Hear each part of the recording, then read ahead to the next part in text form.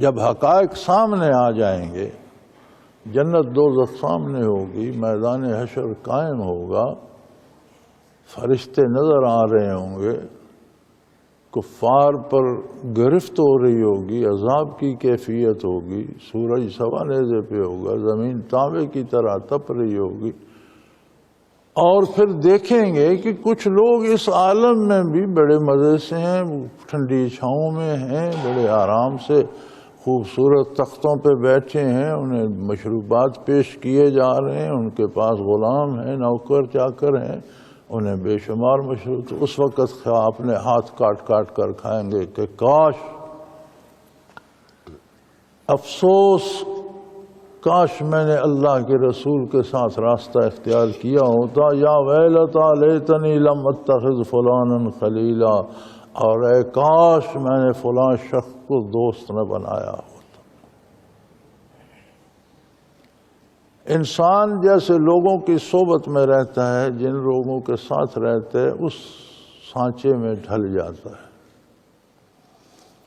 تو اس وقت خیال کریں گے کہ کاش ہم نے بھی نیک لوگوں کی صحبت اختیار کی ہوتی، ایسے لوگوں کے پاس بیٹھتے جو ہمیں نبی صلی اللہ علیہ وسلم کے اتباع تک لے جاتے، اللہ کے رسول کے راستے پر لے جاتے. یہاں سے اس مسئلے کی بھی سمجھ آ جاتی ہے کہ یہ پیری مریدی کیا ہے.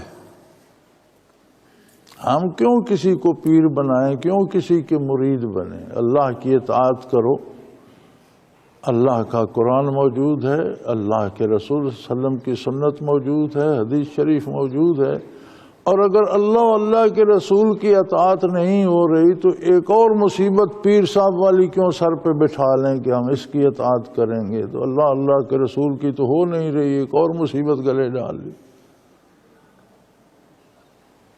اس آیہ کریمہ سے یہ ملتا ہے کہ نیک لوگوں کے ساتھ تعلق جوڑا جائے تو وہ اس راستے پر لے جاتے ہیں جو رسول اللہ صلی اللہ علیہ وسلم نے بتایا.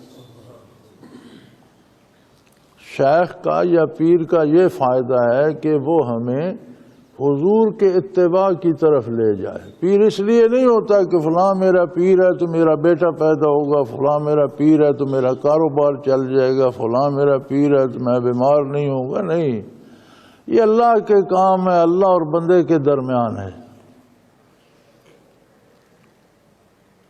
پیر کا اصل مقصد یہ ہے کہ خود ہدایت پر قائم ہو، ہدایت یافتہ ہو اور ہمیں بھی راہ ہدایت کی طرف لے جائے، جو دنیا اور آخرت دونوں جہانوں میں سرفرازی کا سبب ہے، دونوں جہانوں میں خوشی کا اور عزت کا، آرام کا سبب ہے. اللہ کریم کی رضا حاصل ہو اور جنت نصیب ہو. یہ مصرف پیر کا نہیں ہے کہ فلاں پیر کا مرید ہوں تو میرا کاروبار چل جائے گا، فلاں پیر کا مرید ہوں تو مجھے عہدہ مل جائے گا، فلاں پیر کا. میرے پاس ایک دفعہ ہمارے ایک وزیر صاحب آئے، کئی دفعہ وزیر رہ چکے ہیں، تو یہیں ملے مجھ سے یہ دارالعرفان میں. تو ایک آیت مبارک قرآن کریم کی لکھ کر جیب میں ڈالی، بڑی خوبصورت لکھی ہوئی تھی.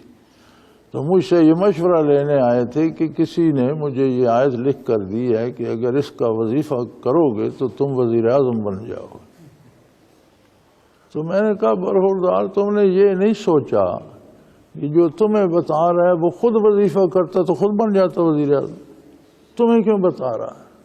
ملک کا سب سے بڑا عہدہ ہے، اور اگر اس آیت کے وظیفے سے ملتا ہے تو وہ جسے پتہ ہے وہ خود کر کے وزیر اعظم بن جاتا، تمہیں کیوں پتا تھا؟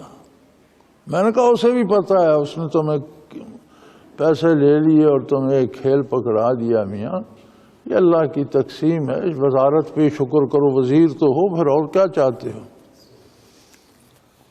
تو یہ ایک وہم ہے لوگوں میں. اور اب تو یہ ہندوؤں کی طرح پیروں کی پوجا شروع ہو گئی، پیروں کو مشکل کشاں اور حاجت روا سمجھا جانے لگا، اور کوئی پاؤں چوم رہا ہے، کوئی ہاتھ چوم رہا ہے، کوئی بڑے عجیب عجیب تماشے ہیں. قبروں پہ چراغ جلائے جا رہے ہیں اور اس پھولوں کے غلاف چڑھائے جا رہے ہیں، پتہ نہیں کیا کیا تماشا ہو رہا ہے. سجدے ہو رہے ہیں قبروں کو اور پتہ نہیں کیا کیا پکارا جا رہا ہے. تو یہ ساری خرافات اسلام میں ان کی گنجائش نہیں ہے. پیر کا مقام یہاں سے پتہ چلتا ہے کہ یا لیتنی اتخذت مع الرسول سبیلا، یا ویلتا لیتنی لم اتخذ فلانا خلیلا۔ جس بندے نے گمراہ کیا اس سے کہتا ہے کاش میں نے اس سے دوستی نہ کی ہوتی، اس کی دوستی مجھے لے ڈوبی، اس کے ساتھ رہنے سے میرا ایمان بھی خراب ہوا، میرے اعمال بھی خراب ہوئے۔ تو بدکار کی دوستی برائی کی طرف لے جاتی ہے، اگر تو نیک لوگوں سے تعلق نیکی کی طرف لے جاتا ہے۔ اور پیری مریدی میں ضرورت اس بات کی ہے کہ آپ کسی ایسے شخص کے ہاتھ پہ بیعت کریں جو خود نیک ہو، اللہ کا بندہ ہو، اللہ سے ڈرتا ہو، پھر رہنمائی کی اہلیت رکھتا ہو، حلال حرام، پاک ناپاک، جائز ناجائز، روزمرہ کے معمولات سے آگاہ ہو اور رہنمائی کر سکے، اور پیر سے پوچھیں کہ اللہ کی رضا کا راستہ کون سا ہے وہ بتا سکے۔ اب جس شخص کے مشورے سے یا جس شخص کی دوستی سے اللہ کی رضا اور نبی کریم صلی اللہ علیہ وسلم کی خوشنودی اور جنت نصیب ہو جائے، اس سے بڑی چیز آپ اس سے کیا چاہتے ہیں؟ اولاد تو کافروں کی بھی ہے، ان کا پیر کون ہے؟ اقتدار کافروں کے پاس بھی ہے، دولت کافروں کے پاس بھی ہے، انہیں کسی پیر نے دی ہے، وہ تو کلمہ ہی نہیں پڑھتے، پیر فقیر کیا ہوگا؟ تو یہ اللہ کریم کی اپنی تقسیم ہے، دنیاوی نعمتیں جس قدر چاہے جسے چاہے دے، ہر ایک سے ہر نعمت کا حساب ہوگا، مومن سے بھی کافر سے بھی۔ مومن کو نعمت استعمال کر کے اللہ کریم کا شکر ادا کرتا ہے تو اس کا مزید انعام اسے ملتا ہے، کافر نعمت کھا کر اللہ کو بھول جاتا ہے، اس کی جوابدہی ہوگی، اس کی جواب طلبی ہوگی۔ تو فرمایا اس وقت کہیں گے کہ کاش فلاں سے دوستی نہ کی ہوتی، وہ لے ڈوبا ہے۔ اس لیے چاہیے کہ جب ہم کسی کی مجلس اختیار کرتے ہیں، تعلقات اختیار کرتے ہیں، رشتہ جوڑتے ہیں، تو اس کا دین ضرور دیکھا جائے۔ عموماً رشتوں کے معاملے میں بچوں کے رشتے ہوں یا بچیوں کے ہوں تو ہر بندہ یہ دیکھتا ہے جی اس کے پاس دولت کتنی ہے، یا اس کا عہدہ کتنا ہے، یا اس کی جاگیر کتنی ہے، اور یہ بہت کم دیکھا جاتا ہے کہ اس کے پاس دین بھی ہے کہ نہیں۔ حالانکہ بنیادی طور پر پہلے بندے کا دین دیکھنا چاہیے، اس کے بعد اس کی دنیاوی حالت دیکھنی چاہیے۔ اور دوستی اور تعلق بناتے وقت بھی دیکھا جائے کہ بندہ اس قابل ہے کہ اس کی دوستی مجھے فائدہ دے گی، اور اگر بدکار ہے، بے دین ہے، رشوت خور ہے، سود خور ہے، تو پھر اس کی دوستی سے کیا فائدہ ہوگا؟ وہ دوستی بھی لے ڈوبے گی۔ کاش میں فلاں شخص کو دوست نہ بناتا، لقد اضلنی عن الذکر بعد اذ جاءنی وکان الشیطان للانسان خذولا۔